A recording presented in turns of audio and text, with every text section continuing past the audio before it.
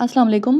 आज की इस वीडियो में हम बात करेंगे इसराइल पैलेस्टाइन कॉन्फ्लिक्ट के बारे में। सो ओवरऑल ये इस टॉपिक पर एक ब्रीफ और इन्फॉर्मेटिव वीडियो होगी।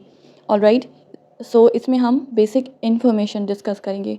तो सबसे पहले जब भी हम इसराइल पैलेस्टाइन कॉन्फ्लिक्ट की बात करते हैं तो उसके लिए हमें कुछ बातें पहले से मालूम होना चाहिए, जैसे कि हमें ये मालूम होना चाहिए कि व्हाट इज़ ज़ायोनिज़्म। तो Zionism actually it was a political and national movement जो कि स्टार्ट हुई थी around 1897 and it was headed by Theodore Herzl. ठीक है, थियोडोर हर्ज़ल जो हैं he had a vision of a Jewish state in Palestine, और इसी विजन को आगे रखते हुए ही इस्टेब्लिश्ड एन ऑर्गेनाइजेशन जिसका नाम रखा गया वर्ल्ड ज़ायोनिस्ट ऑर्गेनाइजेशन।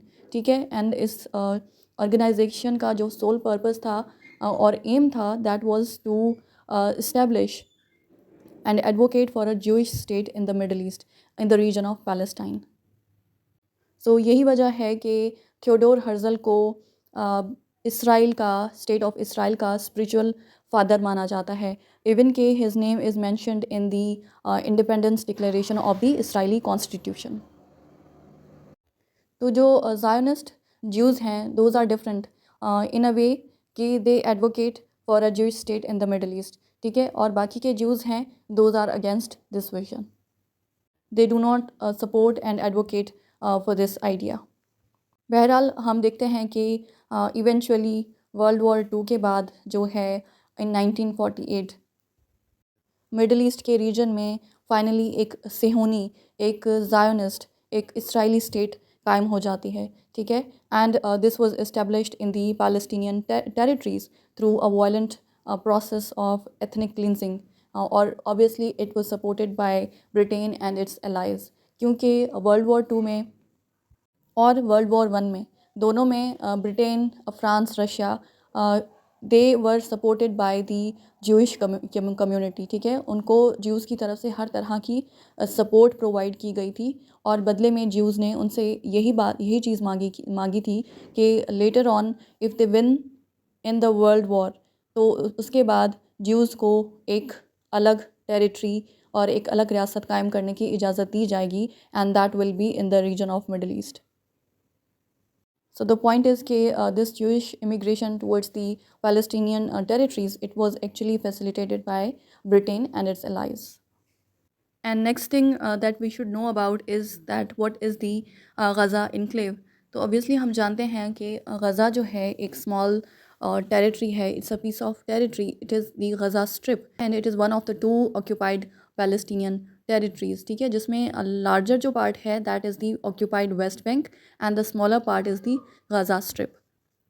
जो वेस्ट बैंक है उसकी तरफ इसराइली सेटलमेंट्स बहुत ज़्यादा हैं and it is called the occupied West Bank, जबकि हम गज़ा की बात करें तो ज़्यादातर पैलेस्टीनियंस वहीं पर रहते हैं।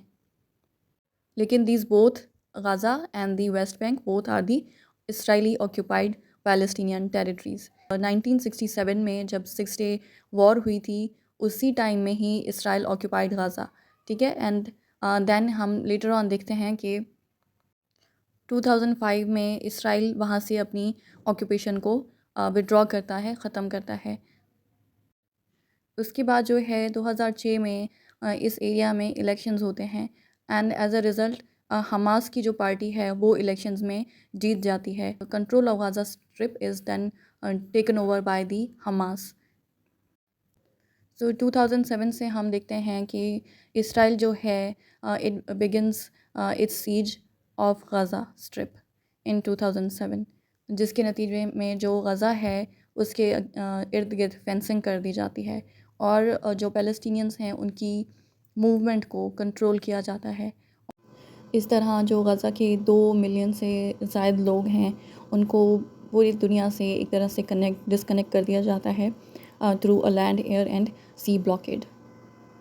सो क्योंकि गज़ा का मुकम्मल मुहासरा किया हुआ है इसराइल ने और एक कंप्लीट ब्लॉकेड लगाया हुआ है, यही वजह है कि जो गज़ा की इकॉनमी है वो मुकम्मल तौर पे डिस्ट्रॉयड है, मुकम्मल तौर पे तबाह है, और दिस इज़ द रीज़न कि वहाँ का unemployment rate is actually very high, and also because there are no economic opportunities and there are no employment opportunities, तो there is no source of income and no source of earning. This is the reason کہ وہاں کی جو 80% آبادی ہے that relies on the humanitarian assistance for their survival. اس کے علاوہ the tragedy is کہ جو 95% پیلسٹینینز ہیں they are devoid of clean drinking water. ان کے پاس کلین واٹر اویلیبلٹی بالکل نہیں ہے، اور اراؤنڈ 60% کے قریب جو بچے ہیں they suffer from anemia due to malnutrition. So overall it's quite clear کہ the situation of the Gazan Palestinians is deplorable. So یہی وجہ ہے کہ غزہ کو اوپن ایئر پریزن بھی کہا جاتا ہے. So پہلے بھی یہاں پر حالات بہت برے تھے، بہت خراب تھے، لیکن جو 7 اکتوبر پہ حماس کی جانب سے ایک سرپرائز اٹیک کیا گیا ہے اسرائیل پر، اس کے بعد جو سچویشن ہے مزید خراب ہو گئی ہے. وہ اس لیے کیونکہ جو غزہ کے لوگ ہیں ان کو سروائیول کے لیے بیسک نیسیسٹیز سے محروم کر دیا گیا ہے. وی نو کہ they have been totally cut off from electricity, food, water and fuel supplies. اور یہاں پر ہم حماس کے بارے میں بریفلی تھوڑی سی باتیں جان لیں تو ہم یہ جانتے ہیں کہ یہ ایک موومنٹ ہے اور ایک پیلسٹینین ریزسٹنس گروپ ہے.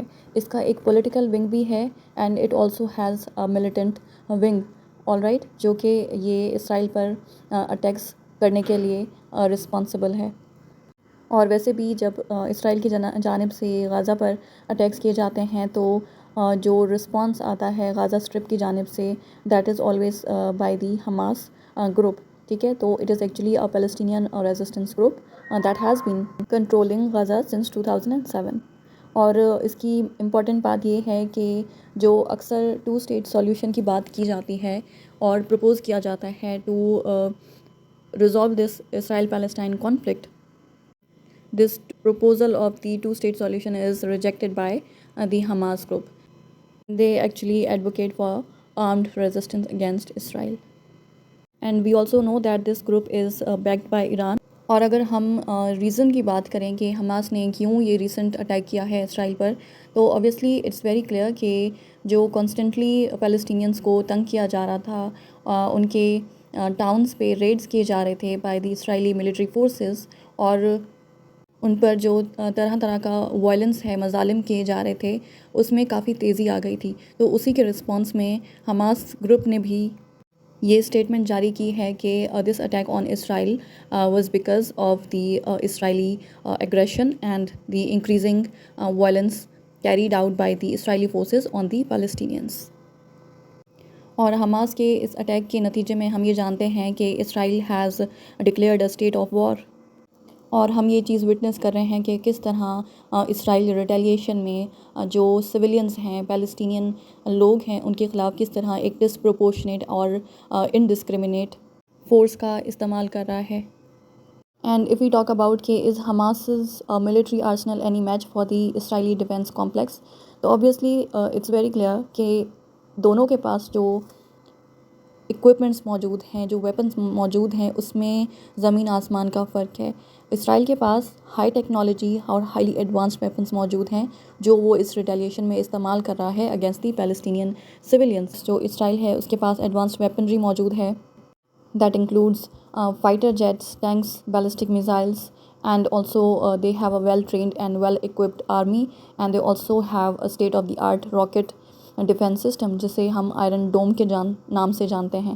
ٹھیک ہے، ہم جانتے ہیں کہ آئرن ڈوم ایک بہت ہی ایڈوانسڈ میزائل ڈیفینس سسٹم ہے جس کے پاس یہ کیپیبلٹی موجود ہے کہ اسرائیل کے جانب آنے والے تمام راکٹس کو وہ انٹرسیپٹ کر سکے. All right, and we know کہ this Iron Dome, this defence system is provided to Israel by the United States. اس کے علاوہ وی نو کہ جو اسرائیل کا ملٹری بجٹ ہے that is the world's 15th largest military budget. تو اب یہ بات کلیئر ہے کہ کس طرح حماس اور اسرائیل میں کس لیول کا فرق ہے when it comes to their defence equipment and trainings. اس کے علاوہ حماس کے پاس جو بھی ملٹری آرسنل موجود ہے that is mainly home made, جس کو لو کاسٹ مٹیریل سے بنایا گیا ہے. اور موسٹلی جو ان کے پاس ویپنز موجود ہیں that include small range rockets, missiles and the drones. Okay, so I think this video answers some of the very important questions related to Israel-Palestine conflict. So now let's end this video here. If you found this information valuable, so please like, share, comment, and subscribe to our channel. Thank you so much. Take care. Bye-bye.